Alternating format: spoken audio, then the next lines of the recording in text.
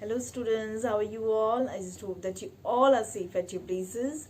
Now students, as you all know that your second term examination, they will start from 14th of December and your assignments, your syllabus will be from 15th assignment to 25th assignment. Okay, so kindly prepare according to that. Now students, as I told you that the syllabus for your second term examination will be from 15th assignment to 25th assignment. Okay, that means 15th assignment is the last topic that we covered was germination of seeds. So germination of seeds will come, epigeal and hypogeal germination. Then chapter number 3, the cell will come.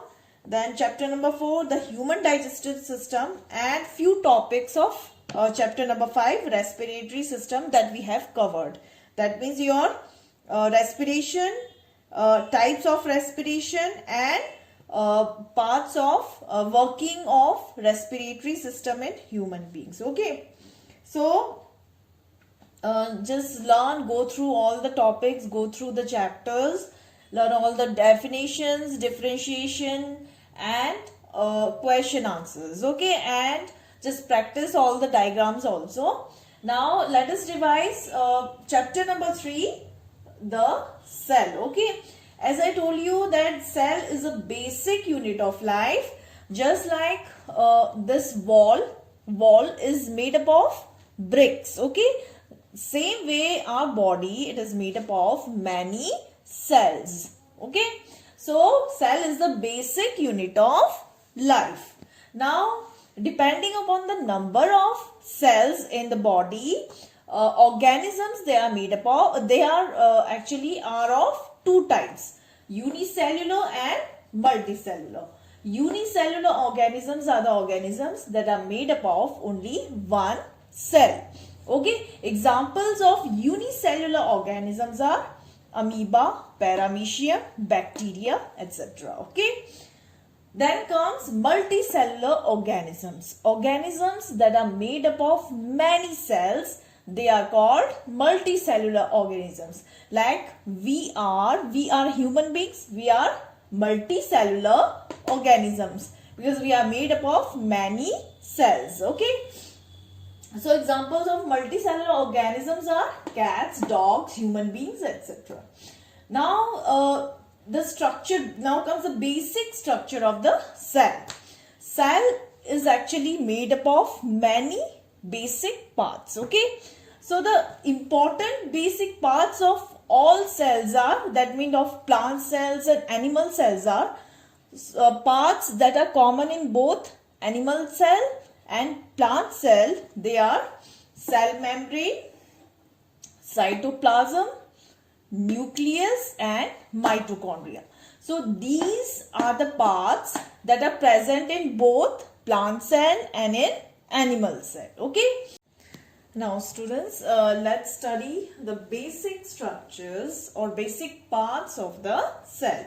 As I told you, the basic parts of the cell, they are cell wall, nucleus, cytoplasm, and cell membrane. Okay, now let's start with cell membrane first.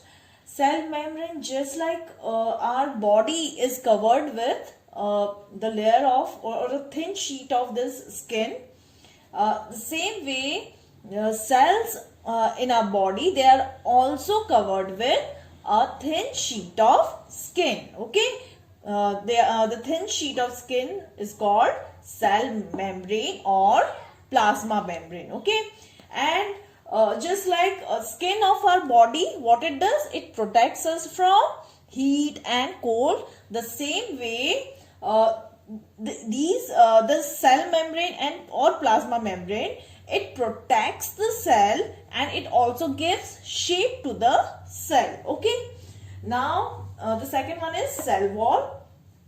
Cell wall, it is made up of cellulose. Okay, it is made up of tough material called cellulose, and the cell wall, it also gives shape and support to the plant cell. Cell wall is present only in plant cell, it is not present in animal cell. Okay, then comes nucleus.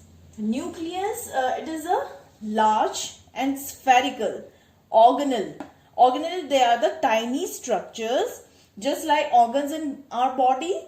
These organelles, what they do, they perform various activities. Okay, so nucleus is a large spherical organelle that are present in all the cells. And what is its function? Its function is to control all the activities of the cell. Just like brain of our body, brain, what it does? Brain controls all the activities of our body. The same way nucleus controls all the activities of the cell. Okay.